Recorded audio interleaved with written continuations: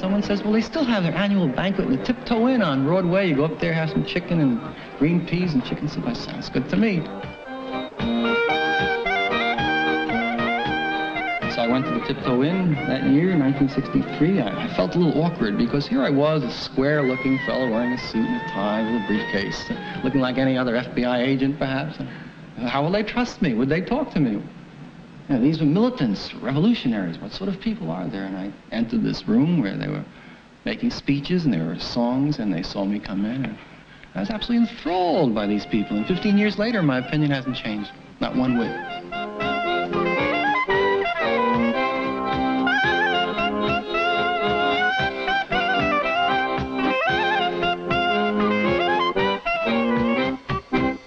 I'm a man of peace, and that's why I'm an anarchist. It may sound very, very contradictory, but this is the fact. Anarchism is a peace movement.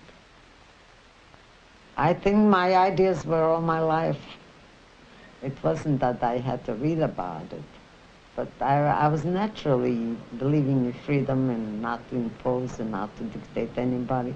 Everybody was molding a little bit the younger generation, and that's how it became with that. I was never a communist, and I was never anything else but an anarchist.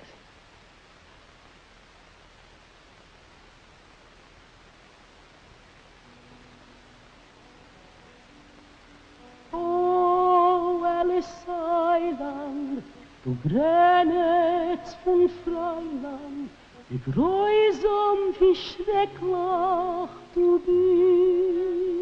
bist. A selche Reziches, was kennen nur Riches, du plockst die Geplockte süß. Mit Zorres gekommen, dem Jam durchgeschwommen, die Götten von Freiheit der Sehn. Und kommt alles Eiland, Grenetz von Freiland, und sagt halt, man kann weiter nicht gehen. The Jews who had come out of Eastern Europe or who were still living in Europe were not only a religious group, but were a nation. And they were treated as a nationality group with a lot of prejudice against them, but treated as a nationality group.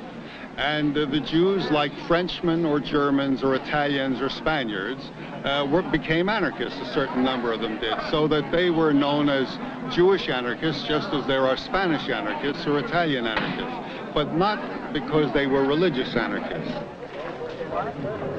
I come from a Hasidic family, and I was a believer in the Jewish religion, in the very strict Orthodox religion. But I had my doubts, apparently, since my early childhood. And when I finally freed myself of the religious dogma, I still remained a Jew. I still consider myself as a Jew, but a secular Jew. And I consider myself an anarchist because I believe in the attainability of a system of society without government.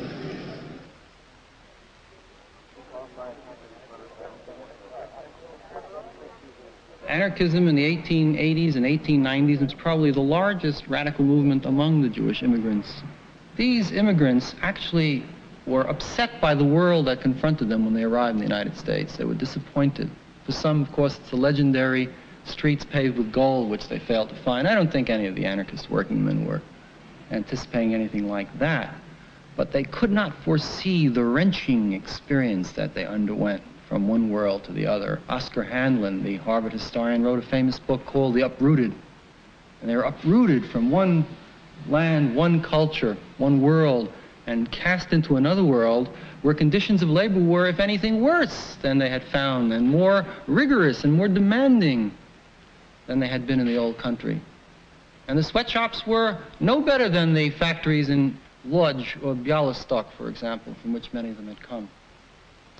And they were revolted by the entire ethic of capitalism that they found here in the United States, in New York, in Baltimore, and Boston, Philadelphia, and other large cities where they tended to settle, in addition to the Lower East Side. So what they did was to replace this world with a counter-world, American culture with a counterculture, and they began to establish their whole anarchist culture, an anarchist milieu. On July the 4th, 1890, they started with the Freie Arbeiterstimme.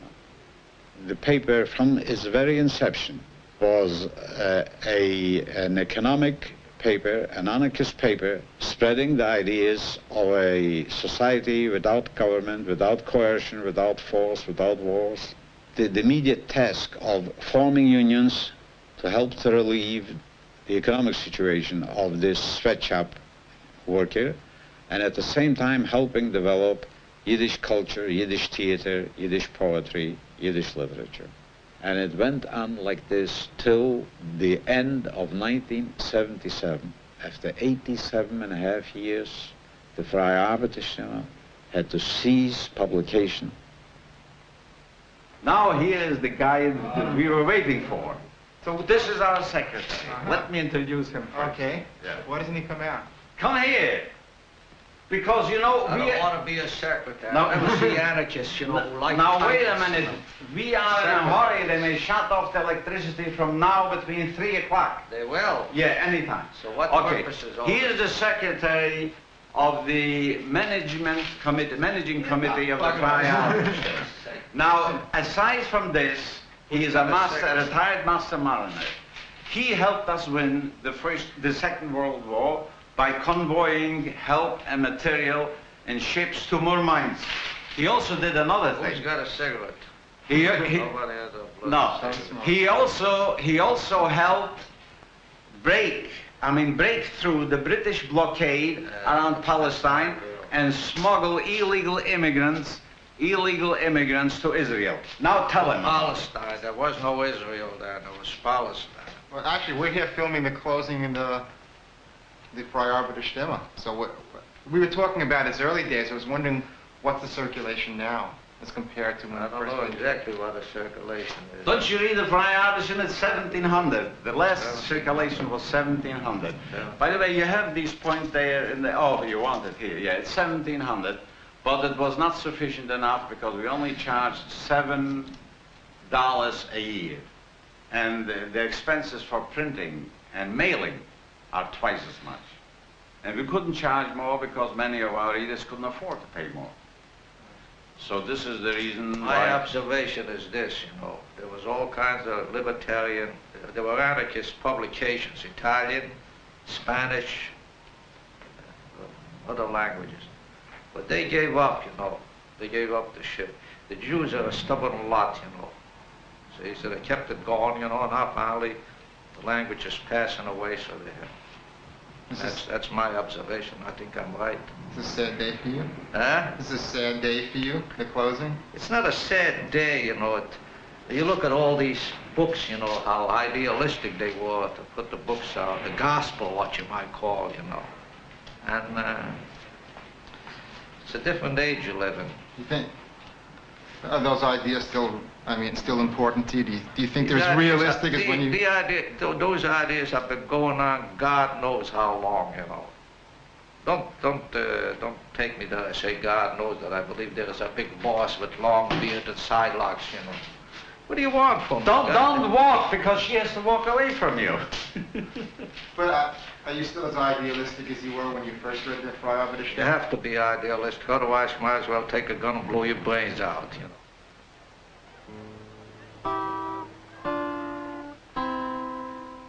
Nicht such mich, wo die Myrten grünen, gefindest mich dort nicht, mein Schatz. Die Lebenswelten bei Maschinen, dort ist ein Ruheplatz, dort ist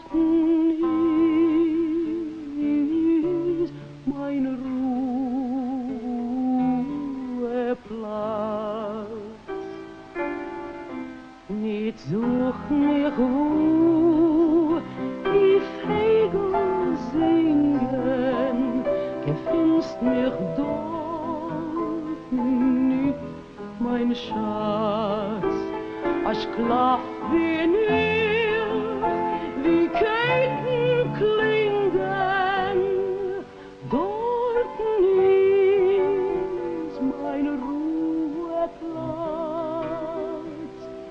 dort ist mein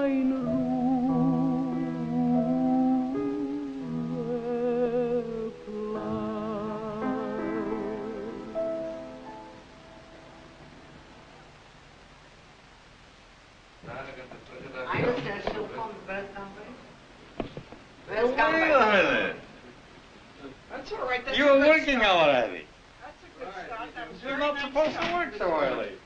It's not 12 o'clock yet. He didn't feel well. He was ready to go, and in the last minute he says, I don't feel well. He sounded sort You know, of who grumpy when I called him. And Paul Average is going to be here before 1 o'clock. He couldn't make it earlier. So we'll have to wait a little for him.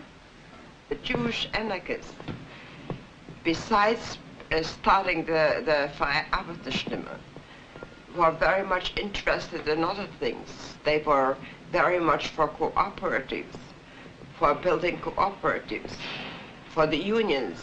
They were very active in the unions. The first anarchists that I believe were leaders of the leaders. As a matter of fact, we had even one that was the president, who was of the ILGW, who was an anarchist. And therefore, we were able to exist because we were interested in labor unions, we were interested in cooperatives, and we were very active there. And we expressing ourselves in the Freie Arbeitsstimme was our paper that we could propagate with it. That's what the important thing is, why. And naturally, if I could sell the paper, it was propaganda. My early youth, I hung on the fringe of the communists, and when I saw a few of their deals personally, I said, not for me.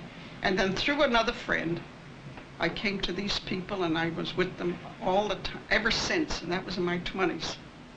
I've been with them a good 50 years. Their philosophy, their thinking, their dealing one with the other, their concern for each other. There's at least a little thread of humanity, not for the purpose of what's dictated from above.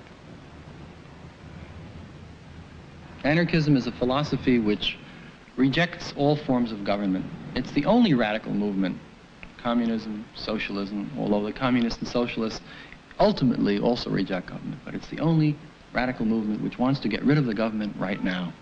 Freedom now is an anarchistic slogan, to abolish the state.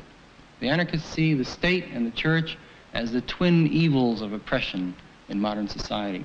In addition to opposing the state and wanting to abolish or do away with the state, all anarchists believe in a decentralized form of society. They saw the great trends of the 19th, 20th century seem to be, at least superficially, towards more and more centralization, great hierarchies, where the individual was losing his sense of individuality and his power to the state, both economic and political. So the anarchists were individualists, they were federalists in advocating a loose-knit, decentralized society. They were anti-statists, they were anti-militarists, passionately against warfare, preaching love and brotherhood rather than hatred and war. Well, most of the people who founded the Freie Arbeitsstimme were active in the Freie Arbeitsstimme and supported it continuously until the very end, were people of the needle trades. The same people who were also active in organizing the International Ladies Garment Workers Union, the Amalgamated Clothing Workers Union, the millinery workers, the pocketbook workers, the furrier workers.